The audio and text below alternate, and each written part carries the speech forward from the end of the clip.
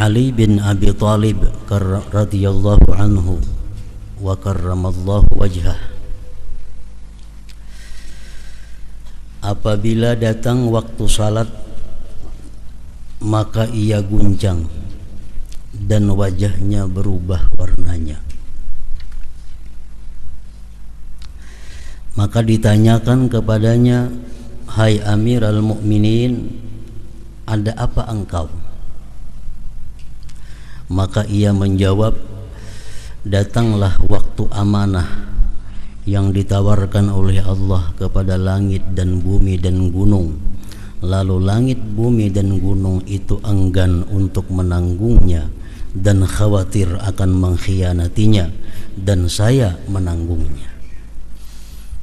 Jadi sembahyang merupakan satu amanah yang dibebankan Allah kepada manusia, dan manusia wajib menunaikan amanah itu dengan sebaik-baiknya. Sembahyang apabila tidak beres rukun, syarat dan adabnya, bisa membawa celaka kepada orang yang melaksanakan sembahyang itu. Karena itu adalah amanah.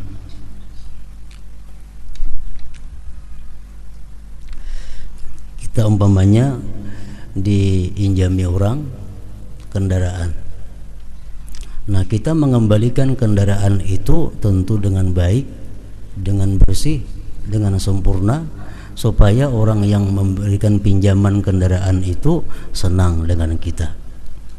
Tapi bila kendaraan itu kita kembalikan dalam keadaan rusak, dalam keadaan mogok, dalam keadaan kotor, tentu orang yang meminjami itu kada senang menerima pengembalian itu.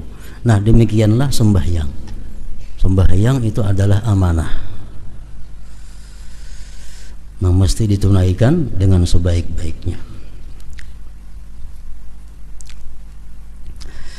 Dan diriwayatkan dari Ali ibn al-Husain, Ali Zainal Abidin, cucu Sayyidina Ali bin Abi Thalib, bahwasanya apabila ia berwudu maka rupanya menjadi pucat. Lalu keluarganya bertanya kepadanya, "Apakah sesuatu yang menimpamu ketika berwudu?" Bila berwudu pucat, kenapa? Ujar nangkula kayak itu. Nah, maka ia menjawab, "Tahukah kalian di hadapan siapakah saya mau berdiri?"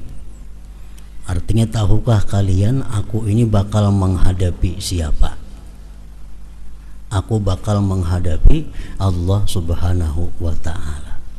Nah, ini menunjukkan ketinggian ma'rifat daripada Imam Ali ibn al-Husain radhiyallahu anhu. Karena para ulama sufi mengatakan, "Man arafallah habahu." Barang siapa ma'rifat kepada Allah, maka dia akan takut kepada Allah Ta'ala itu. Orang yang ma'rifat kepada Allah pasti akan takut kepada Allah. Semakin tinggi ma'rifatnya kepada Allah, semakin takut kepada Allah. Makin tinggi ilmu ma'rifatnya, makin tinggi lagi takutnya kepada Allah.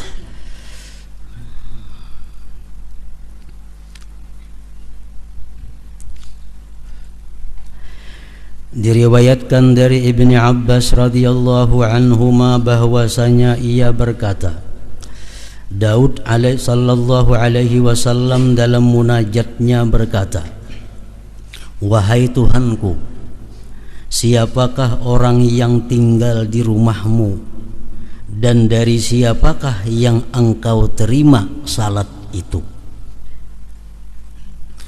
Lalu Allah mewahyukan kepadanya Nabi Daud, "Hai Daud, yang tinggal di rumahku dan yang aku terima salatnya hanyalah orang yang merendahkan diri kepada keagunganku.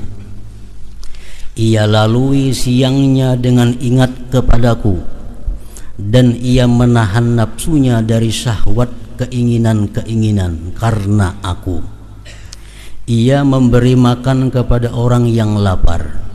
Ia memberi tempat melindungi orang asing dalam perjalanan dan menyayangi orang yang tertimpa bencana. Itulah orang yang cahayanya cemerlang di langit seperti matahari. Jika ia berdoa kepadaku, maka aku perkenankan, dan jika ia memohon kepadaku, maka aku memberinya. Aku jadikan di dalam kebuduhan akan kesantunan baginya, dalam kelalaian akan keingatan, dan dalam kegelapan akan cahaya.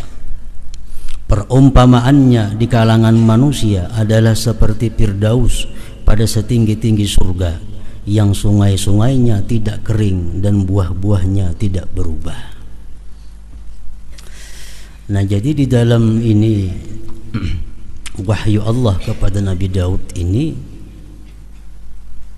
bahwa Allah Subhanahu wa ta'ala menerima sembahyang itu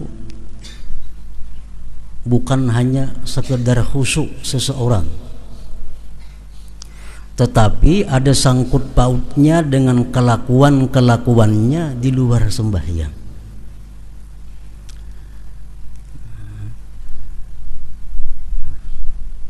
Disimpulkan di situ bahwa Allah menerima sembahyang seseorang apabila orang tersebut punya akhlak. Pertama, tawadhu. Orang yang bersifat sombong itu sembahyangnya ditolak oleh Allah Subhanahu wa ta'ala. Orang yang bersifat sombong, kalau inya kada bertobat sebelum sembahyang, sembahyangnya ditolak oleh Allah. Yang kedua, banyak berzikir kepada Allah. Allah menerima sembahyang orang yang di luar sembahyangnya itu banyak zikir. Sebabnya apa? Dengan banyak zikir di luar sembahyang itu memudahkan dia untuk khusyuk kepada Allah. Karena sembahyang ini laksana sakaratul maut. Sembahyang itu laksana sakaratul maut. Sakaratul maut itu manusia hanya mengingat sesuatu yang sering diingatnya waktu dia sehat. Nah, sama sembahyang, dalam sembahyang itu dia akan ingat sesuatu yang sering dia ingat di luar sembahyang. Kalau di luar sembahyang inya banyak zikrullah, dalam sembahyangnya dia akan dapat khusyuk. Kalau di luar sembahyangnya dia banyak ingat hal-hal yang bersifat duniawi, dalam sembahyangnya pun dia akan ingat hal-hal yang bersifat dunia. Nah, jadi Allah menerima sembahyang orang yang banyak zikir kepadanya. Artinya orang yang banyak zikir kepada Allah, kalau dia sembahyang, sembahyangnya jadi khusyuk. Maka itu sakaratul maut. Waktu kita menghadapi sakaratul maut itu apa yang kita ingat? Apa yang biasa kita ingat waktu sigar, waktu hidup? Kita keingatan kebun, keingatan ternak, keingatan tanaman kita, pehumaan kita. Nah, waktu sakaratul maut kita kada kau mengingat Allah, yang kita ingat pehumaan, kebun. Karena sakaratul maut itu adalah cermin daripada apa yang telah lalu dalam kehidupan kita. Nah, sama sembahyang macam itu juga.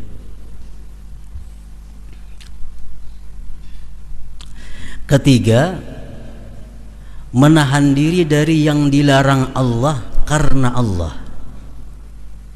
Allah menerima sembahyang orang yang mampu menahan diri dari yang dilarang Allah karena Allah.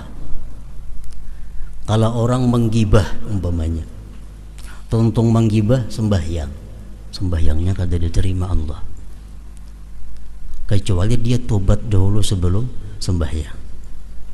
Nah, orang berdusta, sembahyangnya ditolak oleh Allah kalau dia belum tobat daripada dustanya. Orang mencuri, sembahyang bah itu kada diterima Allah sembahyangnya sebelum dia tobat daripada mencurinya. Allah hanya menerima sembahyang orang-orang yang mampu menahan diri dari yang dilarang Allah karena Allah. Manusia banyak yang bisa menahan diri dari yang dilarang Allah tapi bukan karena Allah. Nah, ini kada masuk. Amun aku melakukan maksiat ini, mun aku melakukan ini, aku bisa dipecat orang. Nah, ini kada karena Allah. Amun aku melakukan ini, aku akan jatuh martabatku di sisi manusia. Itu bukan karena Allah. Yang dimaksud ini adalah Allah menerima sembahyangnya orang yang mampu menahan diri dari yang dilarang Allah karena Allah. Yang keempat, Allah menerima sembahyangnya orang-orang yang suka membantu fakir miskin.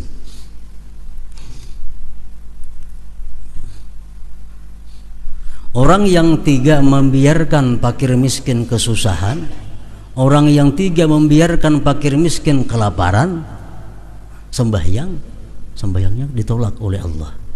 Karena Allah menerima sembahyang orang yang suka membantu fakir miskin. Kelima, memberi tempat kepada orang yang dalam perjalanan. Orang dalam perjalanan, Ibnu Sabil ngarannya, ini sangat diperhatikan oleh Allah. Dalam Quran beberapa kali disebut Ibnu Sabil. Orang yang terhenti dalam perjalanan karena kada cukup ongkos untuk meneruskan. Nah, itu adalah satu kewajiban daripada kampung itu untuk bertuturuk supaya ingin sampai ke perjalanannya. Nah, kalau kita membiarkan orang yang putus perjalanan itu kada kita bantu, Allah kada menerima sembahyang kita. Yang keenam, orang yang mengasihi atau membantu orang yang kena musibah. Jadi sembahyang kita diterima oleh Allah apabila kita di luar sembahyang berakhlak, berkelakuan 6 perkara tadi.